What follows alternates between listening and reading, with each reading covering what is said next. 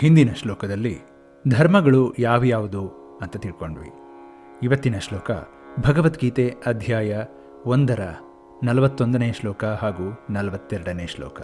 41ನೇ ಶ್ಲೋಕದಲ್ಲಿ ಅಧರ್ಮ ಅಭಿಭವಾತ್ ಕೃಷ್ಣ ಪ್ರದ್ಯುಷಂತಿ ಕುಲಸ್ತ್ರಿಯಃ ಸ್ತ್ರೀಷು ದುಷ್ಟಾಸು ವಾರ್ಷ್ಣೇಯ ಜಾಯತೆ ವರ್ಣಸಂಕರಃ.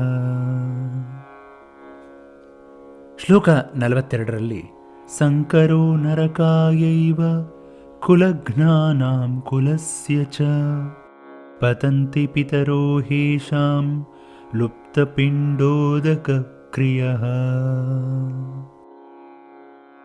ಯುದ್ಧ ಆದರೆ ಅದರಿಂದ ಯುವಕರೆಲ್ಲರೂ ಸಾಯ್ತಾರೆ.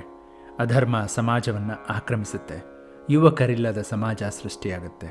ಸಾಮಾಜಿಕವಾಗಿ ಸ್ತ್ರೀಗೆ ಭದ್ರತೆ ಇಲ್ಲದಂತಾಗುತ್ತೆ.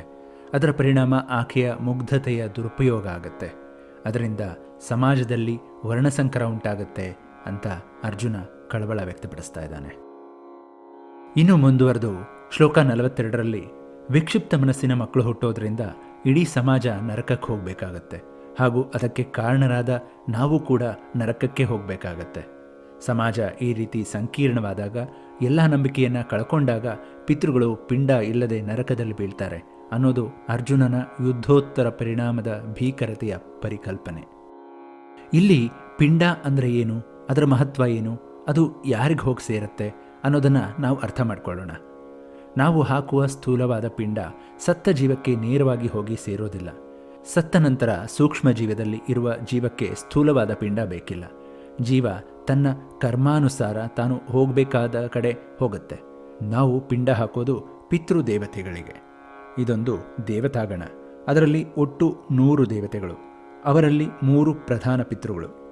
ಜೀವಿತ ಕಾಲದಲ್ಲಿ ತತ್ವಾಭಿಮಾನಿ ದೇವತೆಗಳನ್ನು ಹೇಗೆ ಪೂಜಿಸ್ತೀವೋ ಹಾಗೆ ಸತ್ತ ನಂತರ ಈ ಸ್ಥೂಲ ಶರೀರದಿಂದ ಈಚೆ ಬಂದ ಮೇಲೆ ಜೀವವನ್ನು ರಕ್ಷಿಸುವ ದೇವತಾಗಣ ಪಿತೃಗಣ.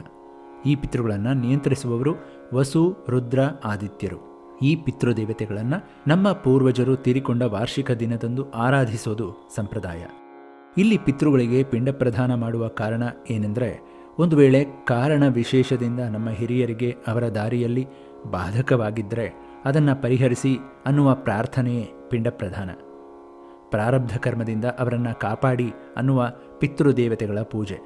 ಇನ್ನು ಕಾಗೆ ಮುಟ್ಟೋದು ಅಂದರೆ ಪಿತೃದೇವತೆಗಳು ನಮ್ಮ ಪೂಜೆಯನ್ನು ಸ್ವೀಕರಿಸಿದ ಶಕುನ ಸಂಕೇತ. ಇನ್ನು ಮುಂದಿನ ಶ್ಲೋಕದಲ್ಲಿ ಅರ್ಜುನ ಇನ್ಯಾವ ರೀತಿ ಕಳವಳವನ್ನು ವ್ಯಕ್ತಪಡಿಸ್ತಾನೆ ಅನ್ನೋದನ್ನು ನೋಡೋಣ ಮುಂದಿನ ಸಂಚಿಕೆಯಲ್ಲಿ. ಅಲ್ಲಿವರೆಗೂ ಎಲ್ಲರಿಗೂ ನಮಸ್ಕಾರ.